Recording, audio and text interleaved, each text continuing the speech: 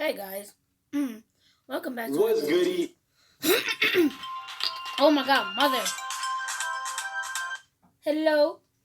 Close the garage for me. You said what? Close the garage. The garage opener next to the sink. Okay. Ouch. What do you want to think then? It's right there on that bowl. Oh, I see it. It's closing? Yeah, alright. Yeah, it's closing. Okay. Alright. Welcome guys to another video. Alright, so I have to close the garage. But we had different type of people during quarantine. I haven't uploaded in a while. I made some TikTok on my quarantine, not on my quarantine. But still. I was like making the money for you. I mean, not making the money. Y'all won't subscribe to me. It's your boy Rhino, aka Trey Songs, and you guys are watching Love Live Serve. For those of you who might not know, Noah and I started a clothing flu. I don't know why all y'all are worried. It's just the flu. The Neanderthals who are outside protesting the stay-at-home order. Blah, blah, blah, blah, blah, blah, and blah. I am an American citizen exercising my rights. And if you don't exercise your rights, they're going to take them away from you. And that is not happening. Not to me, not to my fellow peers. Let's go. Let's do this. Try to take these guns, Obama. Oh my god. And another one. Yeah. I got the right to bear arms. Us Americans want to get back to work. So therefore, I'm going to block the hospital. Ain't nobody getting in here. And I don't care if people are going to die. I need a haircut. By standing out here, ignoring all of the social distancing rules, people are inevitably going to die. And that's the risk I'm willing to take. Staying inside is unfair. I need to cut my hair. Staying inside is unfair. I need to cut my hair. Really bad. Entrepreneurs. Wake up, wake up. What are you doing right now? Wake up. Get awake, get awake. Huh? Start moving, start doing something. Yeah, what? Bro, do you realize the world has been put on standstill for 3+ months? So, bro, how did you get in here? Expanding right now and using this time to your advantage. Bro, I don't know. I was just sleeping. You gotta be making the most of this time right now. You have nothing to do. School's canceled. School's out. No one has a job. Yeah, I'm just playing, y'all. I don't really want to watch that no more. Okay, but still, time for the real video. This intro is going to know way. Let's just go. I'm ashamed. Young Don the Sauce God, my favorite black storyteller. Okay, but still, you know he got some bars. You know what I'm saying. But today we're gonna look about church camp. Oh no. Marvel Strike Force. Now, if there was ever a game to prove that... And if it's one thing that Jamaican women cannot stand, it's a weak man. So on one hand, she's sympathizing with him, right? She feels bad that her baby boy is heartbroken over his first real love. But on the other hand, right, she's like, hey, stop, right? Like, get over it. You're 17 and tall. Stop crying. No. That is every black mom. I'm just saying. And don't even lie. Black moms, don't even lie. Yeah, don't even lie. Please, do not. It's important to know who you are and what you bring to the table. Tata's YouTube channel, for instance. I know what this is. This is a cartoon net. Oh, my God. Hello? Yeah, your mama gone? Yeah, she gone. Oh, okay. I'm trying to find out what you get on the meal. What can you get ordered? What do you mean? Okay, I found that. All right. Family problems? Work? Okay, I know my animations don't remind you of Rick and Morty, but that's not why you watch, right? Maybe you watch because you relate to my stories. Maybe you think I'm funny. Or maybe you just run this shit in the background like white noise while you play Fortnite. Point is, it all boils down to the fact that you like to hear me talk. And today, I'm here to tell you that you no longer have to wait weeks for a 6-minute video of me talking, because I have just launched a new comedy podcast with one of my good friends. It's hilarious. The first 2 episodes are out. Okay. My mother took me to church every Sunday until I moved to America at 16 years old. And not once in 16 years did she ever consider sending me to church camp. You know? Do you see where I'm going with this? I was being such a bitch about the breakup that my mother was like, this nigga need Jesus. Ain't nothing else gonna help him. So fast forward to the first day of camp, and I get dropped off at the spot where the buses were gonna pick us up and take us to the campsite. And not excited, right? For one, I was going through a phase in my life where I was questioning God. I was saying shit like, I don't know if I believe in a God in the traditional Judeo-Christian sense of the word, but I'm still like spiritual, you know? I meditate. I was being that fucking gaylord, you know what I mean? And I also thought just the idea of church camp was lame, right? Like, no cool kids are going to church camp at 17, right? So I walk... Nothing's wrong with going to church. No. In order to praise your real father, one of your, like the actual Godfather, like your actual father, that's somewhere that actually made you. You know, who crafted your body together. You know, gave me this ugly face. It's hard out here.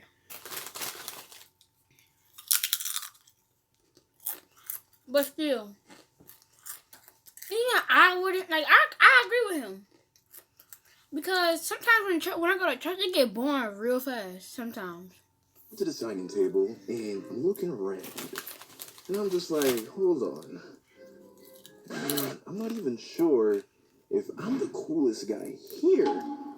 Why do all these kids look normal? Everybody there seemed like cool people, right? It was like 60 to 70 of us. Probably 50-50 guys and girls. And everyone's around the same age. So now I'm like nervous because I don't know anybody here and I've never done anything like this. So I'm standing there and then I spot this cute little shorty. She's standing by herself. No one's talking to her. So I'm like, guess who's about to make a friend? So I go over and start talking to her, you know, small talk. And to my surprise, her Jamaican accent was very weak, like mine.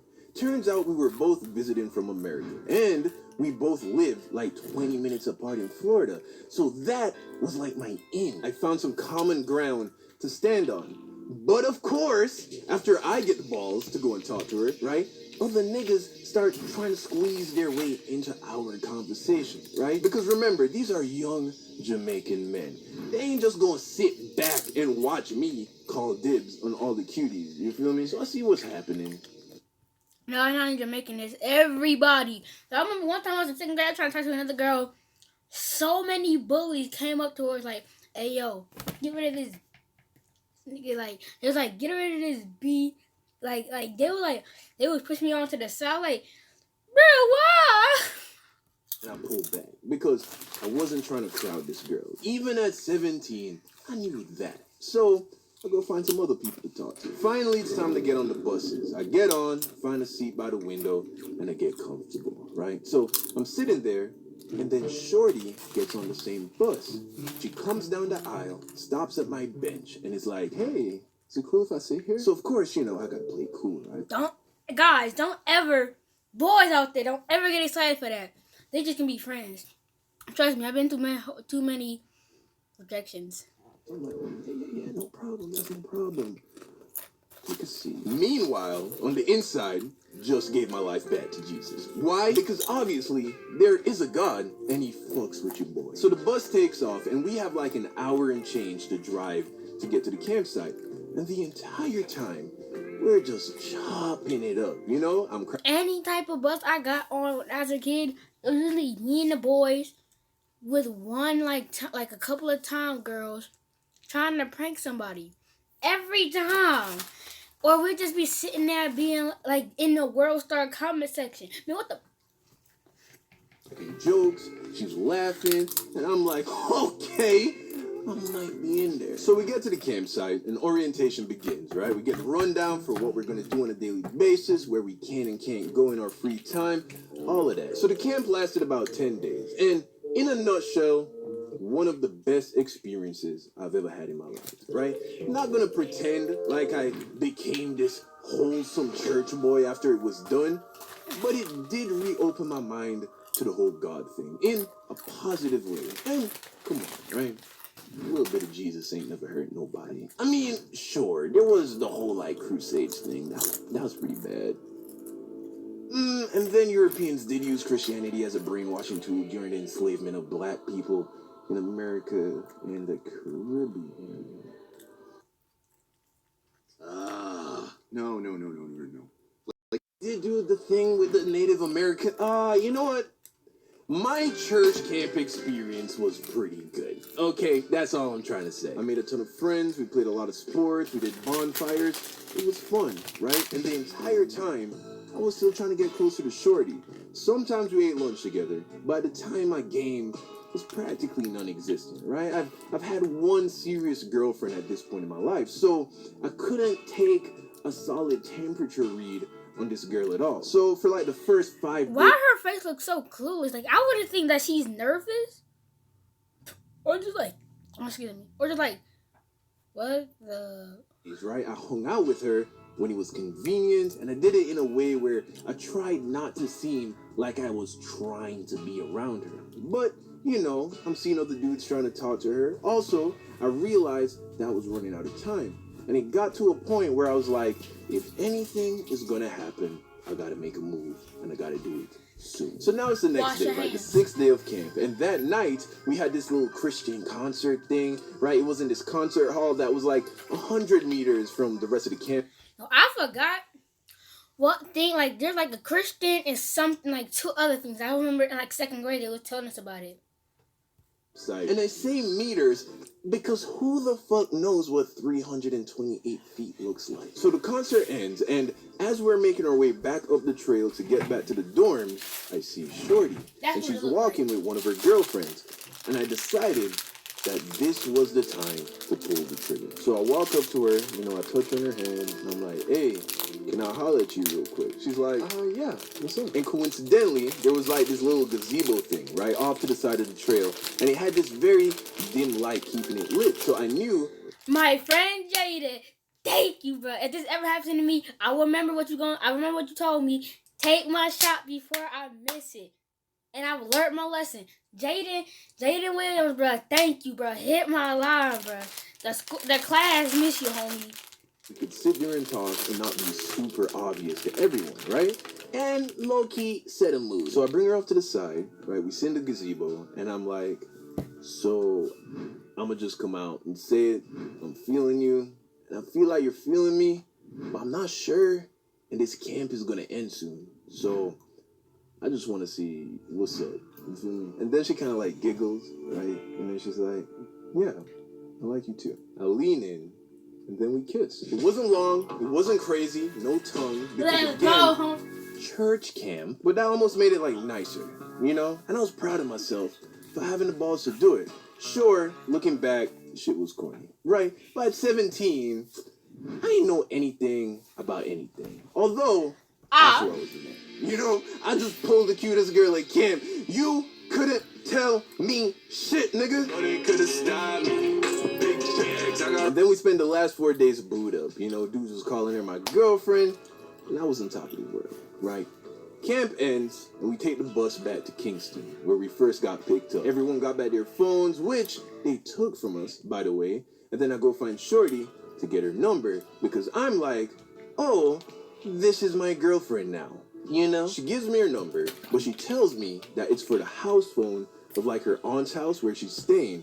And then she tells me that she's gonna get a Jamaican phone soon, and when she does, she'll text me. But in the meantime, I should call the house phone. So we exchange numbers, my mom picks me up, and she's amazed, by the way, in how little over a week I went from being depressed to just radiating joy. So I get home, I turn on my new gospel rap that I got put onto. It was Lecrae and Andy Mineo, and I'm just so happy, bro, right? So I let a couple days go by, and I'm like, okay, time to call Shorty, right?